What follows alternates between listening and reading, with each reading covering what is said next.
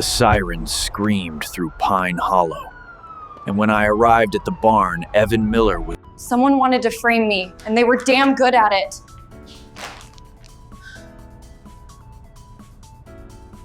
If they wanted silence, they picked the wrong woman.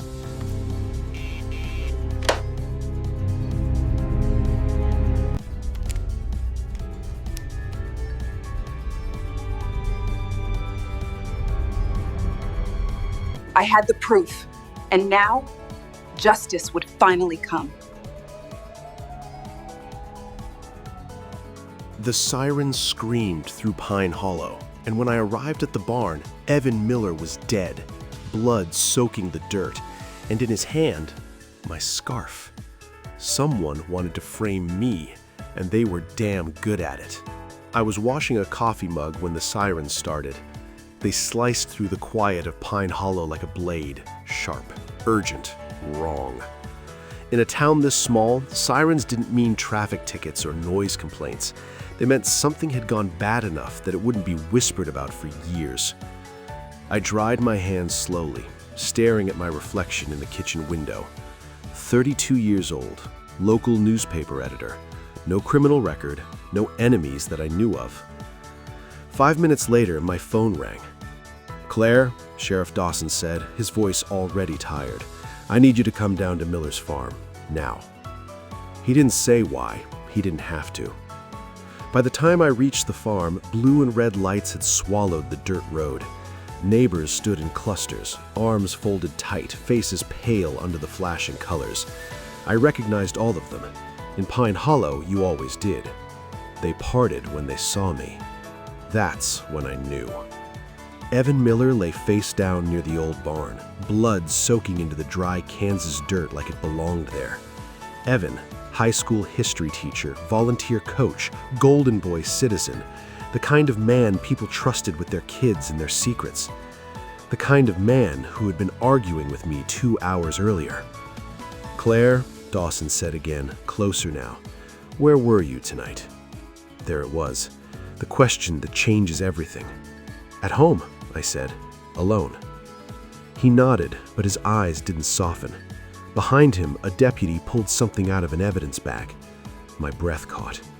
It was my scarf. Gray wool, a small tear near the edge. I'd lost it last winter, or so I thought.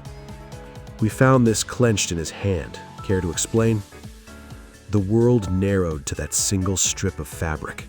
I felt the ground tilt beneath my boots. "I didn't kill him," I said, too fast, too loud. Dawson sighed. "I didn't say you did, but everyone else was already thinking it. They all knew Evan and I had a history, a story I'd buried deep, one I'd never printed, never spoken aloud, a story that could ruin reputations. Maybe that's why he'd come to my office tonight. Maybe that's why we fought. Maybe that's why someone wanted him dead." As they led me to the patrol car, I caught sight of the barn again. The shadows clung to it, thick and heavy, like they were hiding something. Someone else had been there tonight, and whoever they were very good at making it look like me. The holding Pine room Hollow, smelled like justice disinfectant doesn't and come old coffee. fast. I'd been there before, But it comes. for interviews, for local election nights, but never like this. Never with my purse taken, my phone sealed in a plastic bag, my name written on a whiteboard under the word "person of interest." Sheriff Dawson sat across from me, elbows on the table, fingers laced. He looked like a man stuck between duty and doubt. "You and Evan argued. Multiple witnesses saw him leave your office angry. He came to threaten me because I was about to run a story." Dawson's eyes sharpened. "What story?" I hesitated. Saying it out loud made it real, dangerous. "Misuse of school funds," I said, finally. "And something worse. He didn't want it published." Dawson leaned back. "That's motive, Claire. So is a dozen other people's," I snapped. "Evan wasn't a saint. You know that." He studied me for a long moment, then stood. "You're not under arrest, not yet, but don't leave town." As if I could. When I stepped outside, Pine Hollow felt different. Smaller, sharper. Conversations stopped when I passed. eyes followed me like I was something contagious. At home, I found my front door unlocked. My stomach dropped. Nothing was stolen, but everything had been touched. Drawers open, papers shifted, my laptop gone. Whoever did it wasn't looking for money. They were looking for proof. I sat on the floor, back against the couch, and laughed once, short and broken. The story files, my notes, Evan's name highlighted again and again. Someone else knew what I knew. The next morning, my newspaper office was a graveyard. No staff, no ringing phones, just a sealed envelope on my desk. Inside was a single photograph. Evan, alive, standing outside the barn. And behind him, barely visible in the shadows, a second figure. A woman. I recognized the jacket immediately. It belonged to Lena Brooks, city council member, church volunteer, the woman who'd smiled at Evan's funeral planning meeting like she hadn't been having an affair with him for years. My phone buzzed, an unknown number. "Stop digging," the message read, "or the next body won't be his."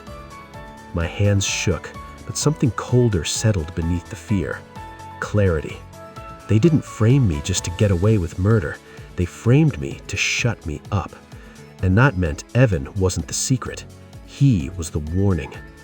I opened a new document on the office computer, fingers flying. If they wanted silence, they picked the wrong woman.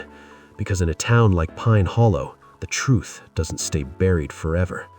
And I was done being scared. The church bells were ringing when I figured it out. They rang every Thursday at noon, soft, steady, harmless, the kind of sound people trusted, the kind that blended into the background of Pine Hollow like it had always been there. Just like Margaret Hale.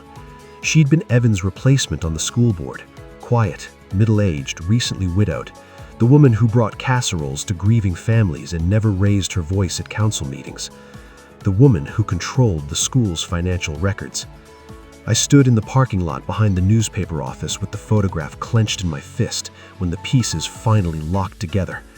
Lena Brooks had been the obvious shadow in the barn, too obvious, a red herring meant to pull attention away. Margaret had motive, money, access, and something else, fear. Evan had found the real numbers. He'd panicked. He'd come to me not to threaten, but to confess, to make a deal before Margaret could destroy him. That's why he was killed. I drove straight to the old Hale house at the edge of town, recording app running in my pocket. The porch light was on in the middle of the day. Margaret opened the door like she'd been expecting me. "You should leave this alone, Claire," she said gently. "Like you left Evan alone?" I asked. Her smile cracked, just for a second. Inside, I laid it all out. The missing funds funneled through school grants, the laptop thief, the scarf planted at the scene, washed clean but still carrying my scent from a fundraiser months ago. "You killed him," I said. "Then you let them think it was me." She sighed. "I didn't mean to kill him. He slipped, hit his head." Liars always added that part. Sirens sounded again, this time coming for her. Dawson stepped through the doorway, warrant in hand. Margaret didn't fight. She just sat down, folding her hands like she was about to pray. In Pine Hollow, 2 justice weeks later, doesn't come Pine fast, Hollow breathed again. but it My comes. name was cleared. Margaret Hale was charged with murder and financial fraud.